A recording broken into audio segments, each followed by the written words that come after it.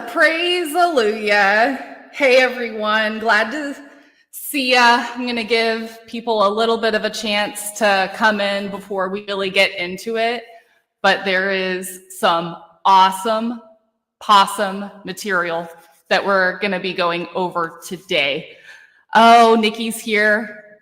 Always bright and early. Our fearless leader of the Mod Squad. Glad you're here, Nikki. Thank you oh so very much. Do not cross her in the chat. So, guys, in the Free Karen Read community, you may have been sleeping on this individual. I hope you haven't, but if this is your first introduction to Jay, let me just tell you right now, this person is a true crime boss. She engages an audience of over 275,000 followers on TikTok. She is thorough, passionate, extremely witty, fun to talk to. You guys are going to have a blast hearing from Jay. Jay comes from the great state of Illinois and has been in true crime for a very long time, but also speaks about other current events and relevant issues. So what Jay says, Jay means. So everybody in the chat, please come on and make some Illinois. See what I did there? Make some Illinois for my good friend, Jay Megan. Hi. Hello, Britt. I do not have a soundboard yet, so I'm gonna squeal with glee until I get one. Well, thank you so much for being here with us. You are already getting all the adoration. Jim, thanks for popping on. Brandy is here, if you know Boston Brandy, maybe from TikTok or something. Brandy is a big boots on the ground in Massachusetts for Free Karen Read. I would say, I'm like, I've heard of Boston Brandy. Yes. We love Brandy. So, Jay, tell me a little bit about your true crime background, because I know this isn't the only case that you've covered with John O'Keefe.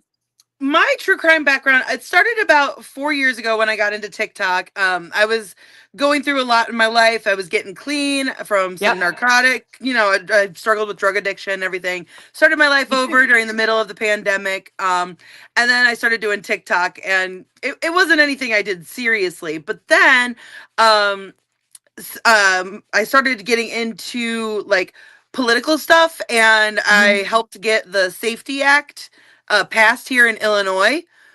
You had a part in that? Yeah. That was my very first viral video. It was shared over 175,000 times, I believe. And my followers were, or the people that were watching the video, at least, they weren't quite my followers yet. They were telling me that they were all calling until the voicemails were full. So I like to think that I had a little part in that. Yeah, definitely an impact at the very least. At the very least, which, as we know, most of us know, that the Safety Act is the most comprehensive police reform bill in the country, and all of those laws are now enacted, and the statistics are in. The no cash bail system is working. Okay, awesome. And I've seen a lot of what you've said about how at the same time it hasn't really impacted violent criminals either and put like victims in danger or anything like that either. If anything, it actually keeps victims out of danger, because rich people don't have the chance to put up bail and get out and reoffend or to do something to their victims. So any sort of violent crime, they have to stay in jail for. Precisely. Well, and you know what? I cannot think of a better person to have on the Karen Read and Officer John O'Keefe than you, because of that experience that you have under your belt and the way that you review law enforcement misconduct. I watched a lot of your coverage on the Sonia Massey case and just all kinds of stuff. So this case is just right up your alley. And there is Yeah, so much. I think what separates me from a lot of the other TikTok creators out there that cover really any sort of case or do any sort of like private investigating. I'm not afraid to get my hands dirty. I like to recreate the circumstances surrounding events. I like to see, feel, hear things with my own, senses. And Yeah. so I try to recreate a lot of the experiments myself. So guys, for those of you who haven't seen any of Jay's content, Jay actually quite recently did a recreation of Officer John O'Keefe's arm injuries. She took a hoodie, stuffed the sleeve, and handed it to her dog and told it to attack. And as we saw, it was a pretty convincing, argument right in front of our face that the holes in the shirt were from a dog. I'll damn near say it was a match. Are you sure it wasn't your dog? Where was your dog on January 29th, 2022? She don't know that, Chloe. She don't know that, Chloe girl. Oh, that's funny. So, guys, one thing that makes Jay so unique is that thoroughness. So Jay, over the past few weeks, has been kind of going back to the beginning of the timeline, rehashing a lot of the evidence, material, the questionable stuff, and the hard data as well. So what I was wanting to go over tonight with all of you, Jay went through all of the Apple Health data for Jennifer McCabe. So, Jay, can you give a little preface as to what you discovered? Yes, absolutely. So what I did was I started out doing a massive, comprehensive murder board timeline where, like you said, I put down everything that was just straight up facts or written about in reports, something that had a paper trail. So as to keep like opinions out of it. And then after I went through and I color coordinated the steps and movements of everybody that night, I went through the Apple Health data and I plotted it on the timeline as close as I possibly could to kind of discover or to kind of figure out the movements that were taken that night and to see if it created a better picture, which it did. It showed some inconsistencies both in Jen McCabe's story as well as the data itself. There seems to be a lot of missing data from that Apple Health. Yes. Now, I'm kind of walking into this as blindly as I can because I wanted to find out through you directly through this stream. But you did say to me that you found some potential evidence that her data was tampered with after the fact. Yes, absolutely. And when we get to my murder board, I'm more than happy to show y'all where that data is. But so during my research, I found that the Apple Watch data, especially when it comes to heartbeat, they record the heartbeat, even if you're not active, at least every 10 minutes. And yet I found chunks of time where 34 minutes were missing from that Apple Health Watch data. So unless she just took her watch off randomly for a half hour and maybe got a power nap in and then put it back on, something seems wild. It also just so happens to coincide with some pretty important events from that night where the data would be like 17-minute gaps or 30-minute gaps. So yes, either she did take them off during that time, which is funny because then she never took it off when she supposedly went to bed. Yeah. Interesting. But that's what happens when you get sloppy, And I'm sure somebody brought up today that they had a theory that Matt McCabe never left the house, which actually might make a little bit of sense. Because it seems like she needed people to tell her what to do every step of the way. And if her husband wasn't home to tell her to take off her Apple Watch, I think it's quite possible that she forgot. That is quite possible because Matt seems to be, out of everybody, the one who if at all, would have been able to do that kind of tampering, that kind of preemptive, make sure you turn your location services off kind of settings to hide as much as you can. Well, and especially because Matt McCabe is in IT. He owns an IT company in which they deal with security and data. Yep. So if anybody knew how to get around this stuff, it would be him. Absolutely. And as we all remember, like there were at times like up to 4 different male DNAs, like touch DNA, found on John's clothing. Yes. I remember that too. Yeah, and it's something that I feel like has been overlooked a lot throughout this trial.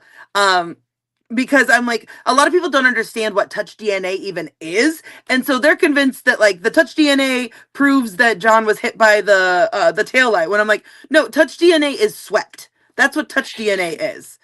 Exactly. Or it's flakes, big enough flakes of skin that have fallen off. That sort of thing. It's not tissue, flesh, blood, nothing like that. Yeah, and that sort of thing wouldn't transfer just necessarily from being swiped by someone by their hand. You had to be grabbing and embedding into the fibers, especially for that DNA to still cling on after being out in the snow for hours. Sure. So it had to have been embedded in the fibers. And if we're looking for 4 suspects outside of John, whose DNA clothing it would be, the most likely suspects would be Higgins, Colin, Brian Albert, and Chris Albert, in my opinion. Because I believe it was Chris Albert that came and helped move the body after whoever took Colin home and woke up the family and let them know what happened. Who Lucky Lawford drove by and saw the vehicle of? Yes. Exactly. Yes. And that's so important. Like, this is something, guys, that a lot of us are kind of forgetting. Because of these. Thank you, Lieutenant Gallagher, and thank you, Maureen Hartnett, who did the lab work on those solo cups. Maureen Hartnett only chose 1 solo cup through no real methodology. It's like she just stretched out her hand, closed her eyes, and used the force and picked one. Eeny, meeny, miny, mo, and only swabbed 1 cup. Yeah. Where there could have been multiple DNA contributors to that blood pool that was found. And while that is possible, I do not think that testing more of the cups would have been productive. I do think, however, it would have been more productive to swab more of those dog bite holes. Oh, in the clothing. The fact that she only swabbed 1 is just wild to me. And didn't swab the wounds at all as well. Am I right? Okay. Yeah. Insane. So, Jay, go ahead and let me check and see if those emails came through real quick. Oh, I didn't send them. Oh, you didn't. Okay. Oh, yeah. Never mind. I'm like, okay. I figured it would just be easier if I just walk my butt into my living room. So, guys, this is a baby channel. So, a little bit of this stream is the blind leading the blind, and this is Jay's first time on YouTube as well. So as much as I wanted to pull this up as like a slideshow type of thing, we're gonna do this in a little more of a jerry-rigged way. There we go. Lovely. Can you see it, or I think it's mirrored? Hold on. I love it's not mirrored at all. I love the 1990s style magazine. It is mirrored. Yeah, it is mirrored. Oh, is it? It says, no, the writing is forwards on our end. Oh, is it on yours? Okay, on mine it's looking backwards, so. No, it's all good. Yeah. Higgins, all right, perfect. As long as you can see it. All right. So, I just want to explain some of what this color coordination is on my board real quick. Obviously, we've got the dates and times here. I've got John in purple, I've got Karen in pink, and I've got Jen in green.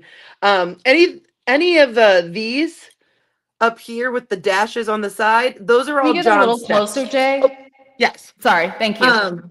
These up here, these are all of John's last data.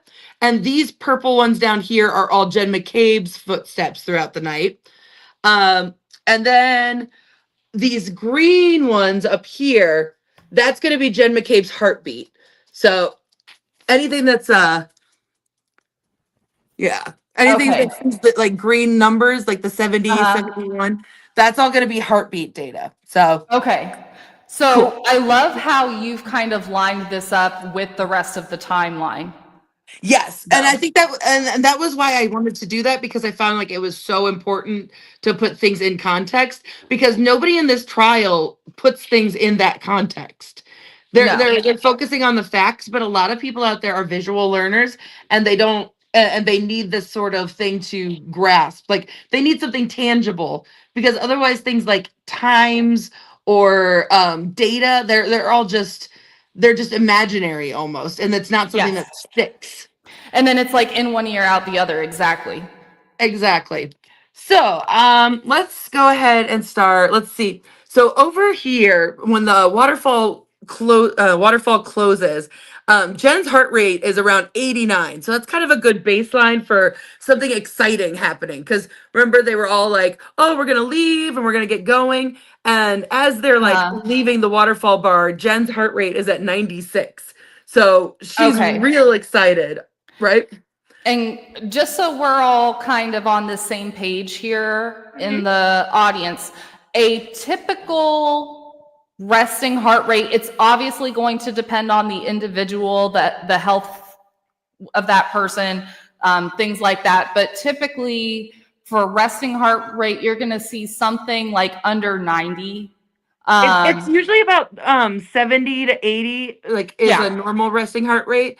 And then like a sleeping heart rate's usually in like the 50s, 60s. Yep. Yeah. Yep. So Usually a little bit Jen, lower. so with Jen being at like 96, yes, she's a little excited, maybe walking with purpose somewhere. Right. This is when they were all making the plans of like, oh, you're coming in the car with me, or not, like, like It's a surprise. yeah. So clearly like they're more elevated at this point. So then as you can see, we've got like the Jen's footsteps, which aren't really don't really matter quite here, but just so that you knew in form. So then here at 12:14, when John calls, we got the heart rate down at 80. And then when she arrives at Fairview, she takes 49 steps, 33 steps, and then John, as we all know, walks 80 steps. Now, if you add those two numbers together, that's almost 80 steps. Exactly. Yeah, I see that. And so right there, it just more or less proves that, oh, that's how far it takes for someone to walk in the house From from roughly outside. the yard, yeah. Yeah, exactly. Or from the driveway or wherever. Like Mhm. John might have cut across the yard. We don't know. We don't know which way he took. So then moving on, when John takes his last steps, which we know is at like 12:31, uh, Jen, over this next course of however many minutes, takes 148 steps, which is a lot of steps for Mm. somebody who's claiming that they are standing at the door and window watching Yeah, vigilantly, just right? watching Karen's SUV. Yeah, Yeah. exactly. And that's for about a 10-minute period. So 148 steps in a 10-minute period is quite a lot when you're supposedly watching out the door like a hawk. Now, Unless you're nervously pacing. well, I wouldn't say she's nervously pacing at this point. My guess is she wasn't actually paying attention that much, because I still think that the party was going on and she's blissfully unaware of what's going on in the basement for a while. And yes, alcohol and stimulants can affect it. Yep. Alcohol does slow the heart rate down, which is also a reason why I think her heart rate never gets back up to above 96, because of exhaustion and heart rate. Sorry, that was a comment Mhm. I saw somebody had. All right, so then we're moving on. Now we want to note that at 12:49, Jen McCabe is going to have her lowest heart rate for the next 24 hours. And that's like at a pretty critical period too. That's interesting to me. Exactly So a at pretty critical 12:40, period of the night. at 12:47. Oops, sorry, my roommate's dog is barking. Oh, So no worries. at 12:47. And so that right there just goes to show lowest at 66. She's still in full swing of a party. There's still a lot of people going on. Like why this kind of like, clearly I think the party was winding down at that point. Now here's where it gets real interesting, because at 12 from 12:50 through the next few minutes, I had to like come up here and put the rest of it up here because there wasn't even enough room for it. So from 12:52 to 1:19, her heart rate goes from 70 to 71, then jumps up to 85 all of a sudden, and then comes back down to 75. So right around here, there's something happening. And right here from, let's see, 103 to 120, that's when Jen McCabe takes 13 steps, 44 steps, 39 steps, 18 steps, 25 steps, 31 steps, 10 steps, 29 steps, 21 steps, 19 steps in 18 minutes. To me, Weird. that sounds like somebody frantically running around. Yes, and when you mentioned that heart rate jump, that makes me wonder if that is when Jen was finding out. That's my theory. Took place. Yes. Yeah. That's my theory. I don't think she ever like saw it happen, because I feel like her heart rate would have been higher than that. But again, alcohol, they were there drinking more. Yes. So a lot of that might be a contributing factor to that. And you can see when she's, oh yes. We've got a really good question from Brandy. She's, if you're able to remember, do you know what calls were made at that time? There were no phone calls made at that time, because it was 1 o'clock in the morning at that point. Was Jen like spam calling John around that point? Her last call to John was at 12:50. See, Brandy, this is why Jay is so awesome. So she's got the timeline of the calls up there too. Yep. All right. So no calls at that exact point yet. Yes. Correct. And then from 124 to 134, she takes another 255 steps, which I'm like, she's driving around. That's a lot of steps for someone to take right before they like get in the car. Right? Yeah. Unless you're frantically trying to grab the teenagers exactly who you intend to take home, like, come on, it's time to get the hell out of here. Or like running around trying to talk to your sister, your brother-in-law, trying to coordinate. Because my guess is none of them ever did go down in the basement. I agree. I think Ryan, he was going to keep control of his house. He was going to shield his family as much as he could from this. And so he wasn't going to let anybody but Higgins and maybe Colin in that basement. Which is why it makes more sense that Matt McCabe stayed behind to help deal with all this stuff, or at the very least, like set out a plan.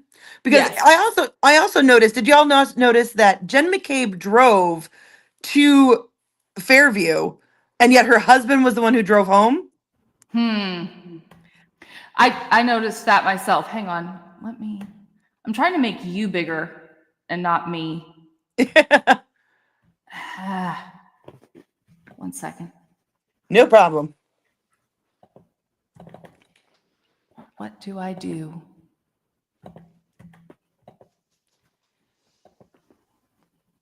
Y'all pardon my ignorance for just a second. Not a problem. Not a problem. That'll give me a second to like, compose myself and see where I'm at in my data. Yes, Sherry, Jay can see. Wait, Jay, are you able to see the chat? Are you on your phone or are you on a computer? I am on my phone. I can see the chat when somebody pops up, but I can't see like the history of it. Got it. So guys, if you have any questions for Jay, please put it in all caps so I can see it, and I'll be sure to bring it up on the screen. Awesome. Brandy says that she very much appreciates your data. Yes, Jay has lined things out. Man, I'm just gonna say that I'm an idiot. There's got to be some way to make myself the small one. It might not, because you're the host. Who knows? I don't think so. Okay, Sherry wants to know about Matt and Jen driving. You mentioned something about Matt and the house. Well, what I was saying was, Jen testified, because they took her vehicle. She testified that on the way to Fairview, she was the one driving, and then Yes. said on the way home, Matt was the one driving because she was turned around in the car talking to the girls, so that's why she didn't see anybody in the front yard. Which Man. which is why I'm like, and I hadn't thought of the possibility before because Matt McCabe kind of seems like a little bit of a cowardly to me. So I wasn't sure if he seems the squeamish type to me. She wears the pants in that relationship. That's all I'm gonna Yeah. say. So It's pretty evident to me. yeah. Um and who knows, maybe Matt McCabe was still at the house that morning. Who knows? We'll never know who was still at the house that morning when all this went down. I mean, and it also would make sense for Chris Albert to give Matt McCabe a ride home after they put the body in the front yard. Oh, certainly. Yeah, Matt might have stayed there the whole time, and Jen really was the one driving, trying to create an alibi for Matt. Right, which also, would make sense why she was pacing around so much because if her husband wasn't there to be like, "Hey, just sit down or talk," talk through Right. things. Yeah, she had to have been alone. I mean, if you're alone and your husband is engaging in something nefarious like that, ooh, okay. Right. Uh, All right. yes, Sherry, we are wondering if Matt stayed at 34 Fairview. I mean, Yeah. we have no way of knowing for sure, Yeah, but well, unfortunately we'll never know for sure, but it it def- it it's always strikes me as weird that they turned on the GPS for the car to drive the kids home when like literally that's so close you could just give directions. right, right. I mean, that neighborhood, from my understanding, gets a little on the confusing side, but on the flip side of that coin, that would also mean that the argument about Karen making it home in anything less than 6 minutes, like if she was speeding, I highly doubt. She had never been to that area before. She missed the turn the first time. I would think that with it snowing, her Well, not being familiar with the area, that she took forever. well, actually, on here, it's funny you mentioned that. I did chart the key cycles, the actual key cycles. The one that they were claiming was her hitting John. Yeah, the 1162. Yes, yes. So that key cycle lasts 9 minutes and 52 seconds. And that it starts at, let's see, at 12:23 and ends at 12:32, which would Okay. be right before she would go home. Right. And there, as we all know, there were no triggering events on that. So at no point could she have hit him. Um Hitting a body at 24 miles an hour absolutely would have triggered something, right. Well, and especially going in reverse. I'm not sure if you saw the video where I proved what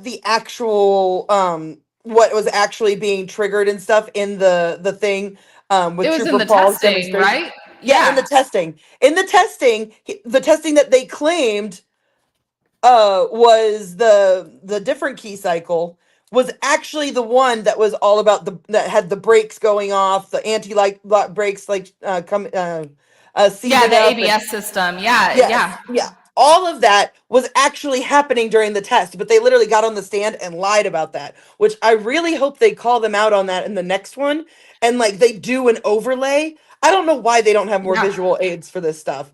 Um And why isn't there a timestamp for any of this? I mean, there are Toyota Lexus experts who have come forward and said that pretty much any model since 2015 is in the Toyota wardrobe is actually coming equipped with timestamps.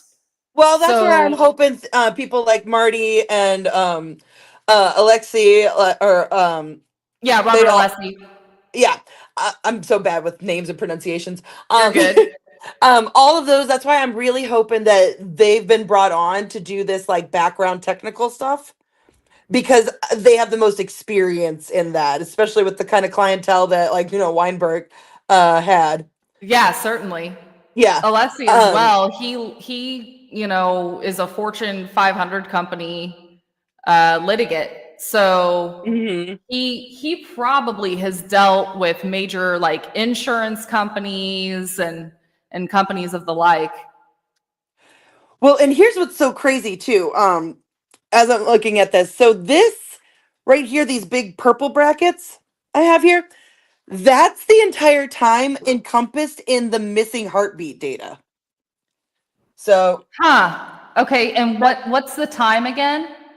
so from 12:15, which is a minute after Jen McCabe called John to give directions, all Mm-hmm. the way to 12:49, which is right in between the two final phone calls to John's phone. And then remember how we were just saying that that lowest heart rate was really weird? Yeah. That's the first heart rate reading we get Huh. after that gap. Yeah. That's what I mean. Like when you put it in context, and like I said earlier, they automatically do it every 10 minutes. I wonder, okay, this is going to sound buck wild, and this is just me pulling an idea out of my backside, okay? I have Mm-hmm. nothing to base this question on. But with Matt being there and Matt's know how, do you think he may have had Jen McCabe take her watch off, give it to like maybe Allie or Sarah Levinson or somebody, hand her phone and watch to them, have them put the watch on? Because again, that just seems like such a strange, skip in heart rate. Right. And then when it comes back on and it's at like an incredibly critical time of the night, for it to be so much lower. Right. And what this tells me right here is that either she took it off, which doesn't make sense to me because she was in the car, like they hadn't arrived at Fairview yet. So she would Yeah. have had to have taken her watch off, brought it inside, not worn it, and then put it on in between two phone calls from her friend while trying to get in touch with her friend, which just doesn't seem plausible to me. No. And No. remember Not. how she well, oh, and I just thought of something. Oh, I just thought of something good. This is why I love talking about this out loud, and I just might have made a breakthrough since then. Remember See? how remember how Jen McCabe said while they were all sitting at the table, she had her phone plugged in? Like the next day No, or. no, at the party. Oh, okay. Yes. Yes. Then how could she have been walking around in between this time Yeah. Why is it picking up steps? if it was plugged in and charging?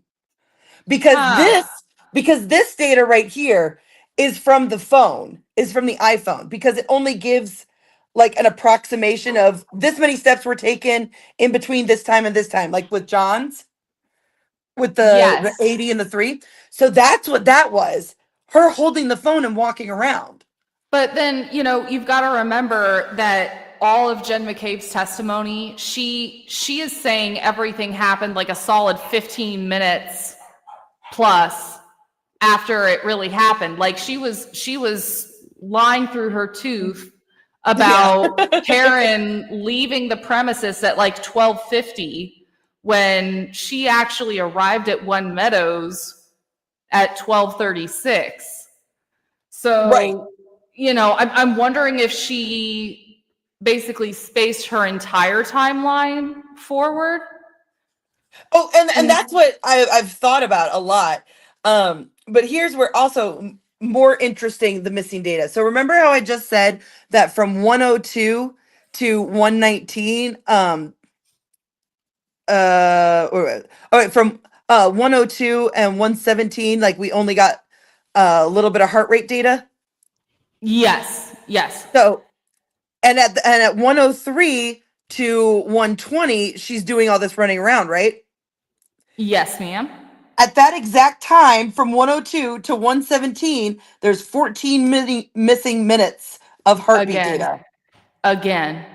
And that's exactly the same time when that jump happened. Huh. Yeah. That seems like a coincidence. I don't believe in those anymore. Not after looking at this case. No. Right? No, there's way too many in conjunction with one another. And then from 119 to 146, so until like they are literally back in the car, Yeah. 27 minutes missing of heartbeat data. So until the time they leave, because we know that they get in the car at 147 to take the kids home. Mm-hmm. 146 was the last minute of the missing data. So she had to have taken it off. Huh. Or, okay, Sherry saying that perhaps the watch, at least, was in airplane mode. See, I'm not super familiar with Apple Watches and how they work or record data. Hang on. I can tell you right now. Let me see if I can put my watch in airplane mode. I don't believe that if something's in airplane mode, I think it'll just block your calls and your texts. Yeah, it would still get your health. It would still record your heart. Yeah, because they make watches, Apple Watches, that don't have like their own ability to text, but you can still, through Bluetooth, have it take your health data and stuff. In fact, my first Apple Watch was not one that you could make calls on independently or anything. Like if you went out on a jog without your cell phone, but you took your watch with you, that kind of thing. Right. But I do want to find that out for sure, Sherry. You are one quick-witted lady, and we appreciate that question because I do want to find out for sure. Yeah. And then let's see. Oh, and then here we go. So now we're going to go back. So they're driving home, right? 86 is what her heartbeat is at. If you're at the end of the night, you're winding down, you're tired, like you're just talking to people in the car, the fact that her heart rate is literally the same as when she was partying at the bar. Mm-hmm. It's high. That's high. That is really high. And then as you can see, it stays consistently in that 80, high 70 range. Mm-hmm.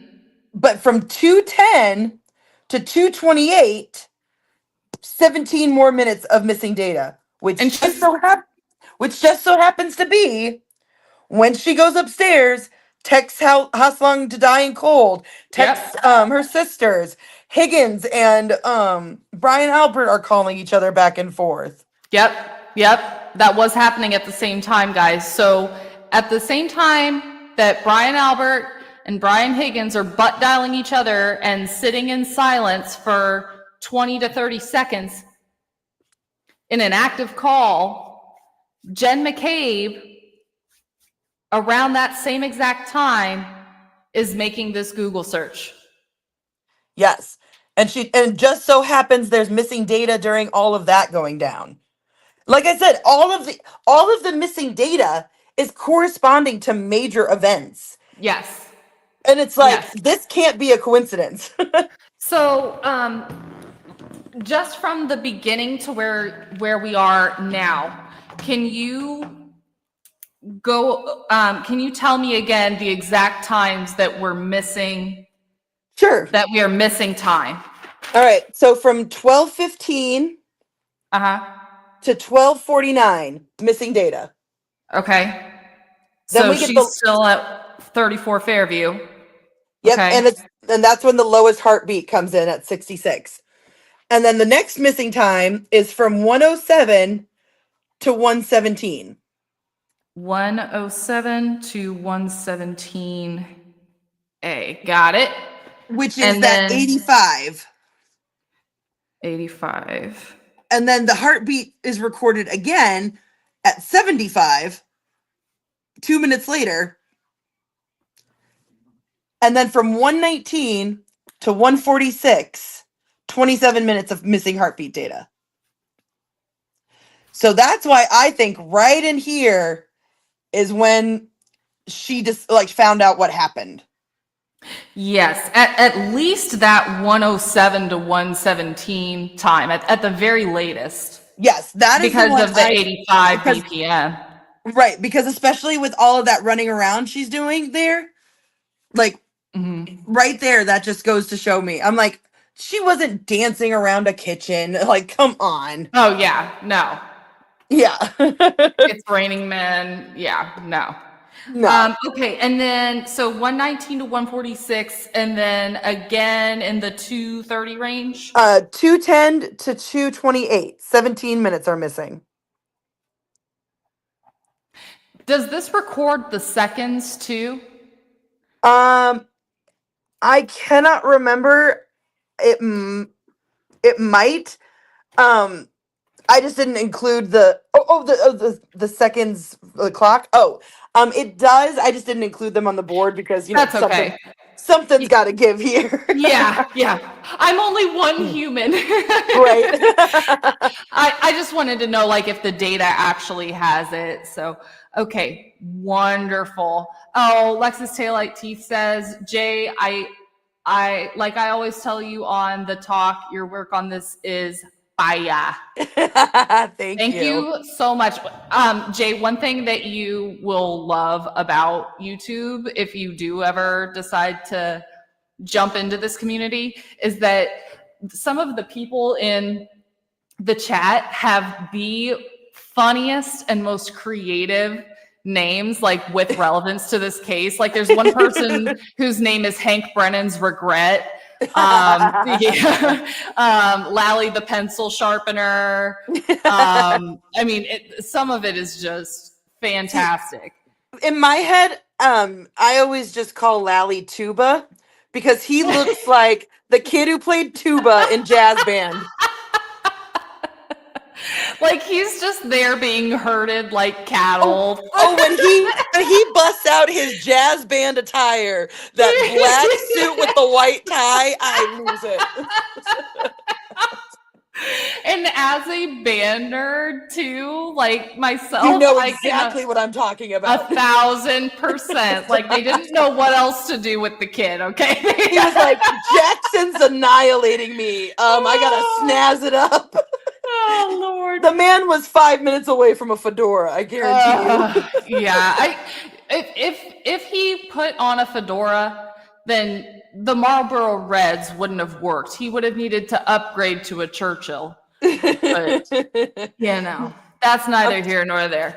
All right, so back to this. Let me Apple Health drink. Let me hydrate real quick. Yes, please. Stay hydrated. Stay healthy. Stay alive. And guys, if you haven't already, please leave your touch DNA evidence on the like button and the subscribe button. No tissue, blood, or anything like that. Just touch DNA. Thank you. Just your touch DNA.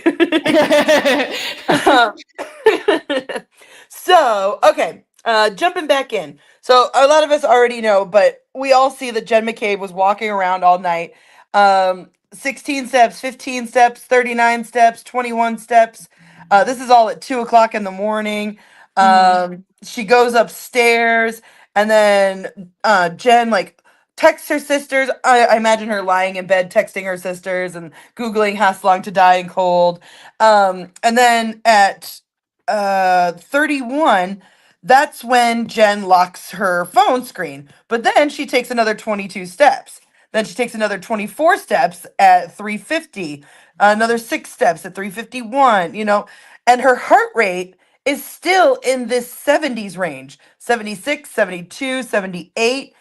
And then right before the phone call from the niece, it was at 80, 89, and then it spikes when she gets the call, 97. Okay, so wait, go back 2 steps. So her heart rate is elevating, and in my mind, what I'm imagining is anticipation of either the body being found, like a neighbor drives by and sees Officer O'Keefe's body, or, she doesn't know what's coming, but she knows that that sun is about to rise and it's about to all come out. My guess is she might be out watching the snowplow too, because this is when all the snowplows are hanging on. So my guess is she might be doing something like that. Because their original plan, at least as we've all at this point, their plan was still Lucky. Yep. Poor Lucky. I know. He's so brave. Poor Karen too, but poor Lucky. Well, and then here's what's crazy is she calms down. Like right after the phone call, her heart rate drops to 81. What in tarnation? Right. If you were just told that your friend was missing and you were jumping around, trying to run around and get dressed and get ready and calling people and stuff. She doesn't even call anybody except for John at this point. I don't have that plotted. Just right. Yeah. Sherry, we're referring to like just the snowplow on the route. Like she just wanted to see if they were, if they were plowing the neighborhoods. And stuff. Yeah. We're not bringing Jen McCabe's home into this. Yeah. At least not yet. But, here's what I think, back to what you were saying, Jay, about, if you get that call, your heart rate should go up, not down. I imagine McCabe getting that call and then being relieved that maybe because of her receiving that call, they haven't discovered the body yet. Correct. And so she's, sighing it out like, oh, okay, good. So. Well, and here's where it gets pretty interesting because now we're driving around, right? So she's going to Jen McCabe's and they're leaving John's house at 5:38, right before they're leaving John's house because they leave at 5:39. Yeah, don't go to Fairview. Her heart rate spikes to 99. So from here, where they're,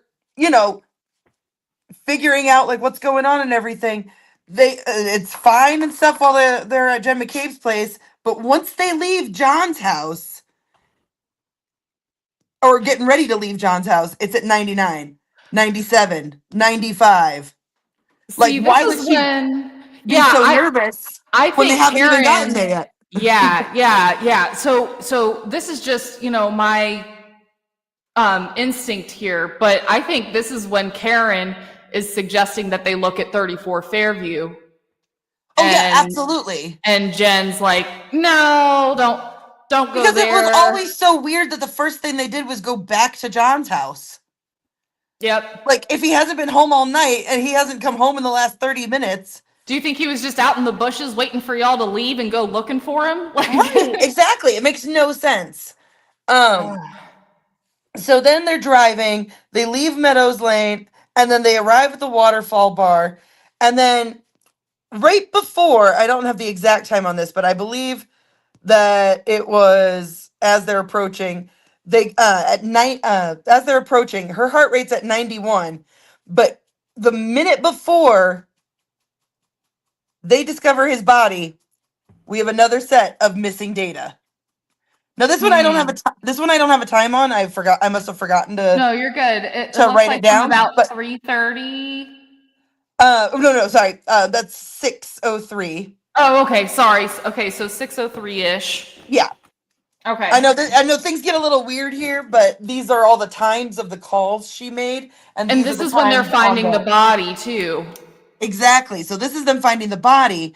So why is that missing data gone? And then that data's gone until about 6:45, where we have now we all of a sudden have Jen's highest heart rate over the 24 hours at 127. 127 is her heart rate at 6:45? Yeah. Holy cannoli. Yeah. 127. I'm taking notes. Yeah. Yeah, exactly. And then, which is like, that's happened after she's already gone into their house. So into the Albert's house, because she goes in there at 6:34, as we all know. If I pulled up at my sister, my brother or sister-in-law's home, and there is a body out front, the first thing I'm doing is going into the house. I'm going and knocking on their door. I'm getting them out there. Know. And I can tell you, I am the daughter of a first responder. My dad was the assistant chief of the fire department in my hometown for 30 plus years. Well, thanks for your service, because family members of servicemen, they're serving too. Yeah, it was my dad chose his career over the family. So yes, gotcha. But I do remember as a kid, the house across the street from me was on fire at one point, and my stoned ass had to go wake my parents up and tell them that the house across the street was on fire, because I was just sneaking out my friend who I got in high with in my basement. And I look outside and I go, the sun's up already? Because the sky was bright orange. And then I realized it was a fire. So I went over and I tapped my dad, or I went over to my mom's side of the bed and was like, guys, the house is on fire across the street. My dad rolls over my mom, because that's the side of the bed at the fire station he kept his boots on. So my dad instinctively rolled over my mother to the side where his boots are supposed to be. Flipped a switch. And then all of us, in a weird, fucked up family outing, all went and watched the fire together. But the volunteer fire department was there by the time my parents came out, because, of course, I had to change my clothes and spray some perfume before I woke up. Right, no kidding. Before you tell on yourself just by being there. Exactly. And my dad took us and the whole family across the street to just watch the fire and just see how they're handling it. So that's what first responders do when there's an emergency by their home. Yeah, exactly. And I will say, like, if this were my sibling, I would also be thinking, okay, there is their friend is out here dead. I need to make sure that the people inside aren't dead too. Like, let me make sure everyone in there is okay, and that there wasn't some kind of attack that took place on the whole family while I was gone. Right, exactly. That's a really good point. I mean, if I'm just stumbling across it and I didn't already know that body was there, that's the first thing I would be thinking is my sister okay? Are her, is her family okay? Yeah. To me, I'm like, the real thing, I'm like, I am dying to know, like, why she made these calls, like, back to back for 1 minute, like, they were answered, they spoke something. And like, another reason why I know that the whole Google search excuse is bullshit is it's like, literally, she tries to call Brian Albert, hangs up, and then immediately Googles how long to die in cold.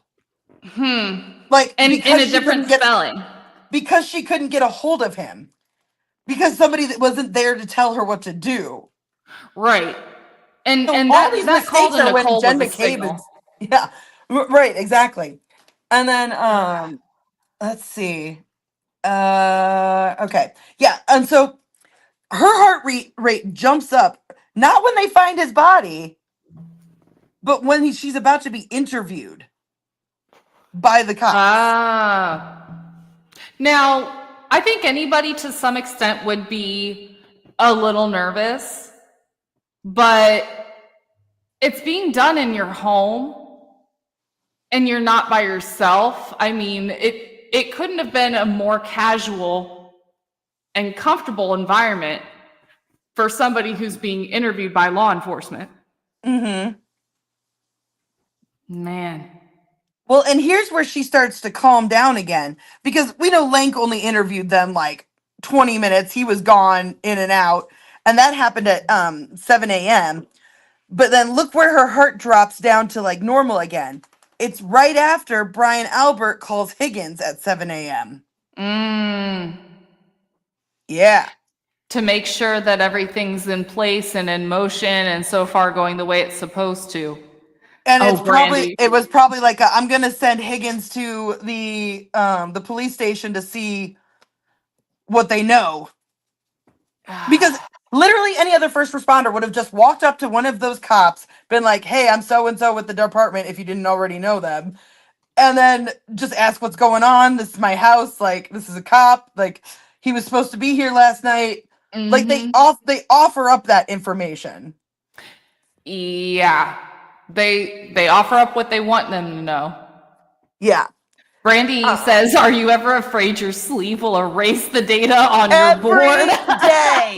Every damn day. Girl, I there's a reason I haven't finished it yet, is so the dogs don't. Oh, I'm guys, we need to pool together and get a stand for Jay for this damn whiteboard. I know, Like, I know. you need one of those like classroom rolling stands, like a gurney for a whiteboard. Well, So and that the dogs don't mess with it. and the only place that it really fits is this little nook right here. But it's so big, it sticks out to this very tiny little hallway to our kitchen Oh, by jeepers. about like 2-3 inches. So yes, every day I fear that something will get erased. Oh man.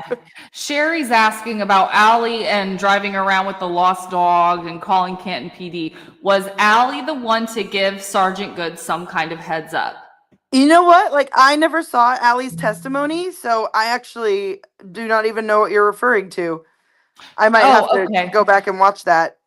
So The earlier days of the trial, I didn't get a chance to see.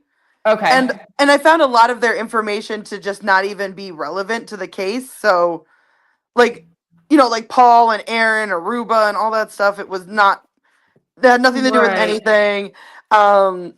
A lot of what we got from Allie's testimony, she kind of gave a Freudian slip about Colin. At first, the narrative was he was never there. Mm-hmm. And then she said something to the tune of, well, Colin wasn't there while John was there, or something like that. And then she, was being asked about her Life 360 data, and it shows her driving like to Canton High School, or some random places. And she said like there was a lost dog or something. I think she was taking Chloe to somewhere, or she was taking Colin somewhere. Okay, I'm gonna have to look into that because, like I said, I never really dived too much into her testimony, or Caitlin and Tristan's, just because I'm like, at that point, I was like, they're all liars, they're all kids, they're probably not a super big part of this, and are probably victims to their own parents. Honestly, oh, absolutely. To an extent, I pity everyone in that family. Yeah. At least of that generation of that family. Well, and so many people don't even realize that Allie McCabe is dating Rafferty's son. What? I didn't even know that. Yeah. Whew. Rafferty's son is dating a McCabe. I'm pretty sure it's Allie, but I know for sure that he 100% is dating a McCabe. See, and that just shows you, in case anyone had any doubt, the extent of the influence that this family has. Yeah. In this town. Yes.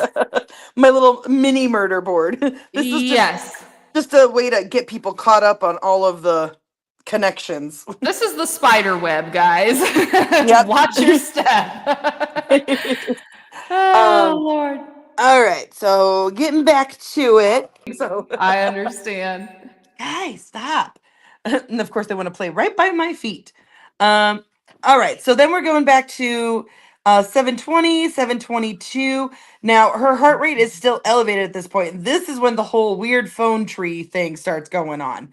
So we've got, like, when she's calling Carrie Roberts, it's at 96, 92. That's really elevated for just a phone call. Yes. Right. Who's she calling again at that point? She called Carrie Roberts at 7:49, and they spoke for 1 minute 49 seconds. Huh. And then She's probably saying, hey, come over so we can be interviewed or something. yeah, like something like, hey, I was just interviewed, blah, blah, blah. I gave them your name and number. By the way, like, did you hear her say this? Because this is, yeah. Seed planting. Or it was probably more what happened, like trying to get information out of Carrie to see like what she remembers. And then because then that's the point where all of the people all come over and hang out. Yeah. And this is where I think, guys, that they made the decision to change the narrative from he must have been hit by a snowplow driver to, oh, guys, you'll never guess this. Karen Reed, the girlfriend, just so happens, to have damage to her vehicle. This is perfect. This is how the story is going to go. I think that which then would explain why then Brian Albert called Higgins to let him know of the change of the narrative. Yep. And how long did that call last? That call lasted 12 minutes and 33 seconds. That would make all the sense in the world in comparison to the 1 minute, 20-second phone calls. Well, and then you remember he's already talked to him for 5 minutes this morning. So Higgins and Brian had already talked at that point. So why was their second phone conversation even longer? Yep. It was to give the new plan. Exactly. Then let's see. Then Julie Albert arrives with donuts around 8 and 8:30.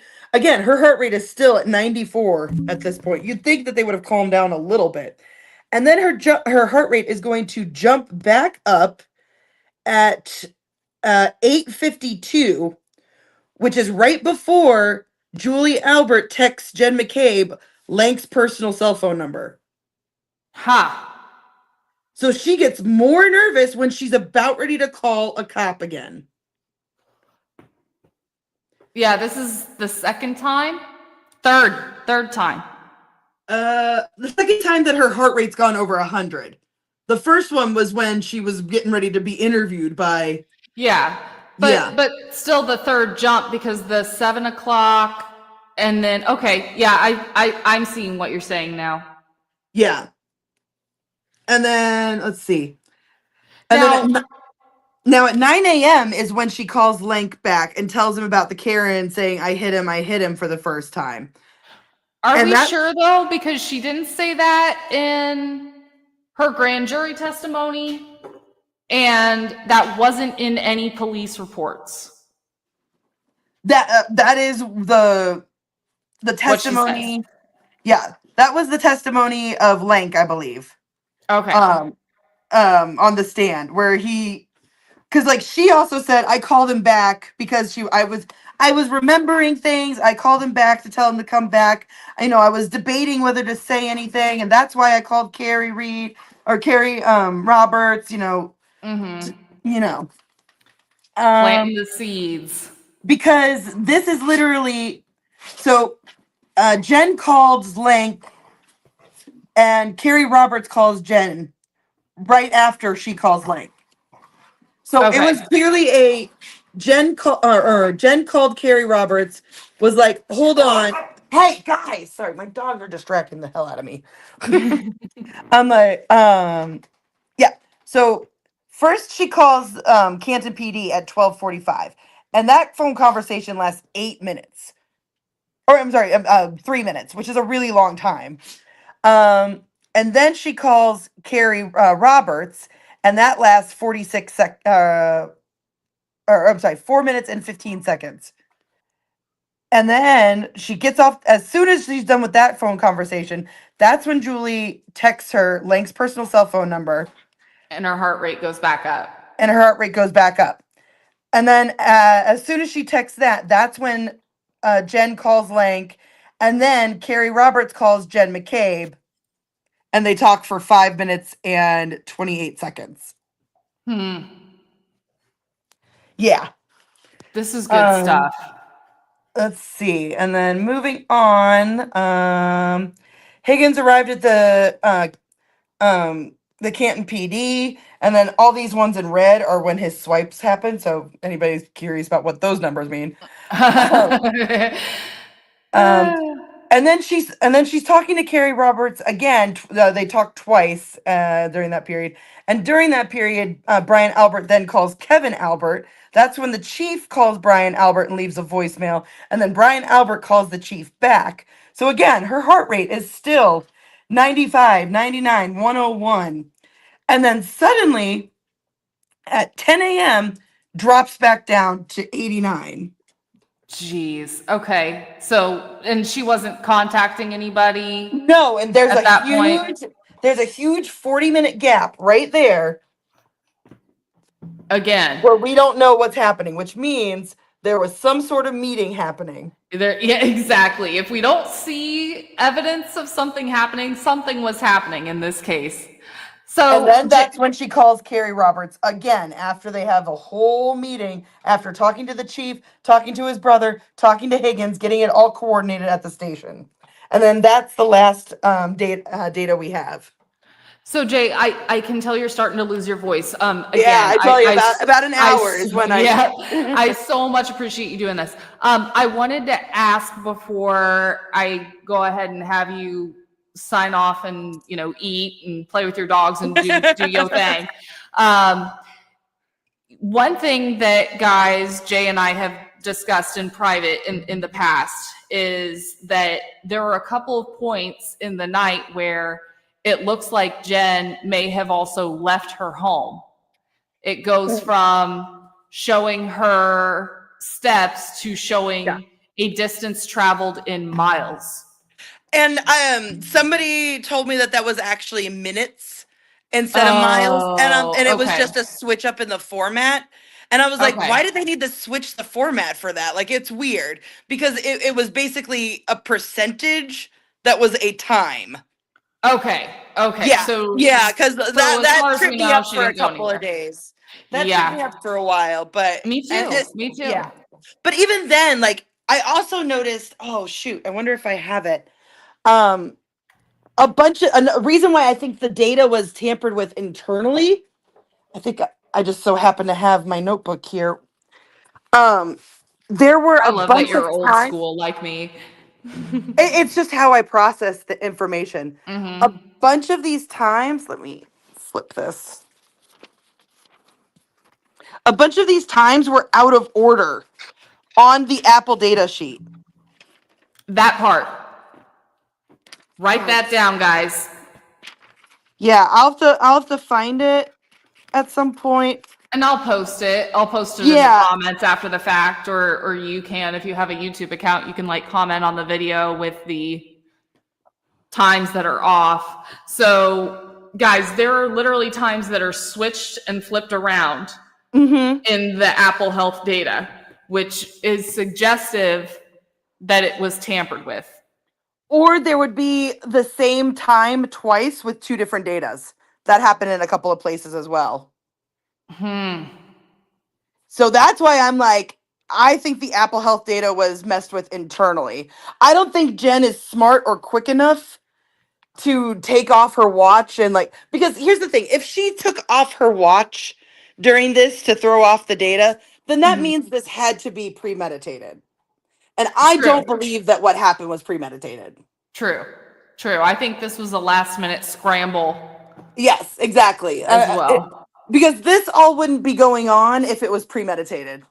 And we already have hard evidence of Matt kind of being the voice of reason with a lot of this stuff, like the group text in which he says, tell them the guy never went in the house. Yeah. And things like that. Yeah. And I'm sure Matt was giving them all tutorials on what can be traced data wise and stuff like that. Yep. Or at the very least how to corrupt their own data. Hell, which is why she probably deleted all those phone calls, thinking that her husband knew how to permanently delete them. Probably same with that Google search, right? Yeah. Let's what was it? After let's see, when did she call Matt the first time? Also, it's pretty weird that he died and she didn't try calling her husband until like 30 minutes later. Like Yeah, after wouldn't that finding be that. the first call you make or the first thing you do? Yeah, I mean, she called her sisters and her sister first, which that probably would be my first call if I'm outside of her house. But waiting 30 minutes and then like, Yeah, and then as a husband, wouldn't you be checking in with your wife if she's been right. gone? She's out It, looking for a body. yeah, it's been an hour and a half. She's out in a blizzard looking for a missing person. Wouldn't wouldn't he check in with her more? One would have hoped. I know that my husband would. Mr. Yeah, Brit Happens would be texting me probably every 15 minutes asking exactly. for me to check in. Yeah,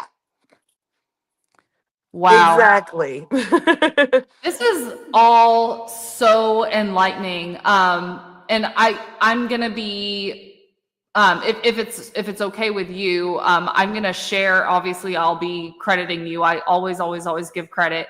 Um, I'll be texting like the full photos that you sent me Oh, of this because I wanted to put them up on here so badly. I just can't figure it out as to yeah. how. But Yeah, no, I'll it's not a sort of problem. Not a problem at all. This was probably easier for me anyway because then I could go back and forth to different things. yeah, true. Like pointing out exactly what points these things are taking place. Jim says that yeah, SQL Lite Plus, you I have can no idea plug what a that watch means. into. That's how it could have been tampered with. If you Oh, plug it is into that a if you plug the watch into the desktop, that all right? I'm gonna take a you screenshot of that so I can yeah, I can definitely research that do. later. Yep, SQL Lite Plus. Yeah. Very interesting stuff. Jay, I so much appreciate you taking the time to enlighten all of us as to all this research that you've done. I mean, you have been painstaking and thorough, and you don't half-ass jack shit. Yes. And I love that about you. Yeah, and get me wrong, there are whole days that I waste chasing down leads and data that don't pan out. So, like But that's part of it. That's yeah, part of the and game. that's part of it. That yeah, exactly. But it's only through that means that we find that one detail that completely flips the table, too. Right. Exactly. Like when I superimpose the Trooper Paul's test over a thing, or even like I said, like this as I told you, I'm like when you put it on the board in context, it paints a story. It does. It It's absolutely does. because we all knew about the phone calls seeming like collusion and stuff like that, but when you put it in context of when she was the most nervous, when she was the least nervous, I mean, When is she's she moving, like yeah. is she expecting us to believe that her resting heart rate is 76? Not even athletes are like that. Yeah. Yeah. Yeah. No. Definitely not. Well, my goodness, you have done more with your pinky finger than the entire Canton PD and Massachusetts State Police have done for Officer John O'Keefe. And we all appreciate that at least somebody, even if you're not law enforcement, or let me say it in Boston accent. I've been rehearsing. Law enforcement. Yeah, you have to say Lauren, like the name Lauren. Law enforcement. Law enforcement. Yeah, law Yeah, there it is. enforcement. Yeah. There's the packet. There's the packet for the Boston accent. But no, I mean, I'm so glad that there are people like you who put that type of time and energy and effort into finding those details, matching them up, and creating a grid rather than, just the timeline that they want us to see. So, or even like, and it's not like I'm basing my my opinions and theories off of nothing. Like, I try to stick to the hard data, especially in the beginning of an investigation. absolutely. And then once I get a feel for who these people are, then you can start to kind of make some character judgments and what that person would do in this situation. Certainly, certainly. And And you know, what I'll say, like my entire, like if I were to put all of my opinions into one little box and package it with a bow and give you one thesis about this entire thing, like let's just say for argument's sake that Karen did do this. Like, yep. Honestly, she didn't. If you can rub two brain cells together, she didn't. But let's just say that she did.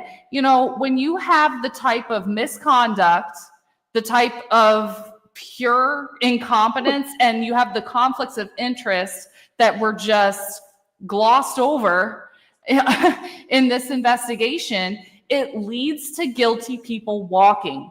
And that's what I was going to, and that's what I would say. I'm like, if anything, because of police misconduct, it should, like, she should be let free just on that alone. Exactly. Because otherwise, there's no motivation for police to do actual fucking police work. Yeah, if you look at Alec Baldwin's case, there was one piece of Brady evidence that was withheld. Yes, absolutely. One piece of Brady evidence that was withheld, and he ended up getting to go home that day. Yeah. Just unbelievable. So, and the fact that like the clothing was never turned over, like I know they're having a field day testing everything, like, which is why I don't mind. Like, we're supposed to already be almost time for the new trial, but I don't mind waiting an extra 4 months because they need to do that testing. I agree, because that may be the only thing that tells us definitively whether or not Karen Read did this. And honestly, if she did, I want to fucking know just as bad as everybody else. But no, exactly. And don't get me wrong. There were times where like the evidence did point to her at sometimes. Like, I kept an open mind about that. Right. There were incriminating. Pardon me, getting tongue-tied. There were, at the very beginning, very incriminating pieces of evidence against her. But again, when you have like a shit chain of custody and you have a lot of questions as to whether that evidence was collected in a clean manner in which procedures were followed, then this is the storm that you get. No, exactly. So free Karen Read, whether she did it or not. And it's not like this is so far stretched. Like, that's the part that gets me, is I'm like, the people who are such bootlickers who cannot open up their minds to the fact that this police corruption happens, especially in Boston, because it's one of the oldest police forces in the whole country. Oh, yeah. Like, if anybody's seen Trial 4, you know that the cops are capable of doing this and framing someone who is completely innocent and just so happens to fit the bill in order to save their own ass. And they will include, by the way, the medical examiners, the lab processors. Annie Dukin falsified DUI and drug tests in order to get convictions for people that they just didn't like. They would get the test results that they wanted to, and they ended up having to turn over like 20,000 plus convictions. Anything that she touched. And guys, if Michael Proctor loses his job, we could be letting Brian Walsh and people like him back out on the street because of this corruption that we're seeing. Yeah. I mean, honestly, I don't know how guilty Brian Walsh is at this point. And that's the thing. Anything there's no body. I mean, yes. Like we don't have any physical evidence to even rely on. We just have got the Michael Proctor Midas touch of he was involved, and you know the actual substance of it now is all being called into question. Well, and when people like to bring up the Google search and everything, I was like, first off, Guarino literally couldn't find the thousands of text messages in the Sandra Birchmore case. Yep. So literally the FBI said there were thousands of messages, but in his official police report, there were none. Like, and that's the thing. I mean, I feel like there's almost something more deep and devious Mm-hmm. But I'm also not one of those people like that's like, oh, there's a child raping sex cult in Right. Canton. Well, there's But definitely something deeper though. Like they've I got feel like things John on each O'Keefe, other. yes, John It O'Keefe sounds is like they just all have things on each other. yes, it's the tip of the iceberg. I don't feel that Morrissey would engage in the crud that he has rolled in, and bring in a special prosecutor who's actually a defense attorney when he's got an army of ADAs in his own district, for nothing. They for, brought for in a one mob murder lawyer. charge. They brought in Yeah. a mob lawyer, Oh, yeah, for one murder charge. Okay, like there's definitely something that if the truth is revealed about what happened to Officer O'Keefe, it will expose something else. I do think it's going to come out. Like, I think unfortunately Karen is the victim of the FBI having to wait until they conclude their own investigation before they come forward. Because I do have inside information that the FBI is still investigating the case. Well, I feel like they would have at least said something publicly saying that they've concluded the investigation if they had, Right. Well, I'm like, I can't give too many details. I can't give sources or anything, but let's just say the medical examiner's office was hit by the FBI recently and confiscated reports from 3 very big cases. It wouldn't shock me with Sandra Birchmore because I know how relevant that is. And Enrique. Oh, hallelujah. So hallelujah with that, because we haven't gotten a single answer back with him. Nope. The FBI have taken Enrique under the wing. Well, I hope so. I hope so, guys. Well, and then they have nothing when they are attacking the testimonies that have already been let in. Right, and people. The fact that we are even having the rest of this hearing tomorrow. Oh yeah, goddamn ridiculous! It's the Menendez brothers. It's the Menendez brothers. It's like Dr. Russell is one of the most highly qualified doctors in the nation. The nation. And uniquely qualified to be the one to testify on this. And then Brennan spits out the venom and vitriol of insinuating that she's not being honest. I'm so glad Russell showed her fucking teeth in that hearing. Oh, me too. I'm so excited. I hope tomorrow she just claps back at him so hard. Yes, she deserves to get hers too. I mean, I don't even understand why that we're even hearing this. Like, she already heard this stuff. They already went over it, and it's like, oh, you have a problem with the paperwork she filed? Are you kidding me? That is a straw. And now they're trying to get Richard Green's testimony thrown out. Yeah, which it's like, again, already determined that these witnesses were okay. Richard Green has more experience than Ian Whiffen even does. Ian Whiffen was fired from Celebrite. Oh, Ian Whiffen and he also created his own app. I mean, just watching his testimony felt like a freaking infomercial. And he didn't even have the master key to it. He didn't have the masters. And he also didn't even use the iOS that matched Jen McCabe's. So she had her software, her operating system at a completely different level than what Ian Whiffen was trying to compare it to and extract. I mean, it was just unbelievable that he wouldn't, at the very least, match the iOS operating system. Yeah. Just ridiculous. Ridiculous. All right, guys. Well, we're going to wrap it up here. Jay, I so appreciate your time. Anytime you want to come back on and get a little more long form, because TikTok videos don't go above 10 minutes. Anytime you want to go through something in depth, I will just send you a link and put you up here, my love, because, I mean, the world needs to hear about what you're doing, and they need to see what you're finding for sure. Absolutely. Usually, like, and the reason I don't do a lot of these interviews and stuff is because normally I have a hard and fast, like 7 o'clock, I stop working no matter what rule. I turn into a pumpkin. Yeah.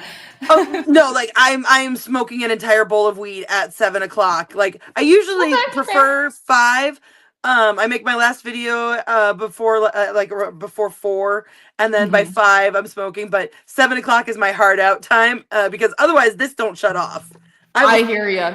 Like I'm about ready to put on Allie McCabe's. I'm about ready to put on Allie McCabe's cross and see like what they were talking about. Make sure you do. But yeah, if you want to do something earlier in the day, let me know and we'll make that work too. Yeah, absolutely. I'll make it work.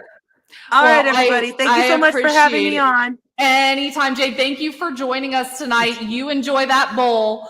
I will.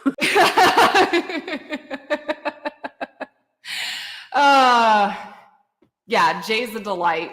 We love her. I hope y'all made plenty of Illinois for her in the chat. Very, very special individual. So y'all, I've got even more questions. And that's just what's crazy about the black hole that is the Officer John O'Keefe case. The more you know, the less you really know, right? I mean, it's just insane. One would have hoped that by now, like this should have been an open and shut case, but it is not. It is not. I now have more questions at 7:29 Central Standard Time than I did at 6 o'clock. And this is what you get when you have this type of misconduct and corruption taking place in law enforcement. So like Jay said, I hope something changes there. I hope we see huge police reform in Massachusetts because it has just become part of the culture at this point. Guys, our next stream, I need to work on setting a date for, because this upcoming weekend, I'm not going to be in Florida. I'm going to be somewhere that I've been covering on this channel. So next weekend, I'll be out of here, but please come back the following week and we're going to roast Gallagher together, guys. And then later in the month, we'll also be having, if you guys don't know Coral and Dexter, Coral is another big true crime creator. She is local to Massachusetts. And she is just, she's a snark. We love her. So Coral has such a sense of humor. She keeps it real. She asks a lot of the right questions, and she has become, I would say, a victim's advocate. Did a lot of great coverage on the Wade Wilson case. Did some really good coverage on Karen Reed. So we're going to be having her on this platform as well. Guys, I'm going to go ahead and get something to eat and go to bed. But if you would like to support the channel, this channel does have bills. There is a scrolling banner below of the means by which you can do that. It's still a nitty bitty baby channel. So if you could also maybe like this video, leave a comment on it, make sure that you subscribe, and maybe even share with a friend who you think might like this stuff. Go ahead and do that too. And if you guys have any suggestions for other things that you would like to see, maybe other cases you would like me to cover, I have one rule. I don't do kids because I will say some stuff that will get me banned from the public. So just no kids. But if you have other cases you'd like me to cover, just email BritHappensChannel jay@gmail.com, and I will look into it. I do not guarantee that I will respond to your email, but I do guarantee that I will at least look at it. So anyway, guys, thank you all for being here. Thank you for being so great to Jay. We will definitely have her back to talk about this more, especially with the trial upcoming. So, and guys, if you do not follow Jay on TikTok, what are you doing? You need to. You absolutely need to. So make sure that you do. I'm going to go ahead and hop off, guys, but thanks so much for joining us tonight. I hope you have a fantastic rest of your Monday, and I will see y'all next time here in the Savage Patch. Peace, love, and butt dials. Bye.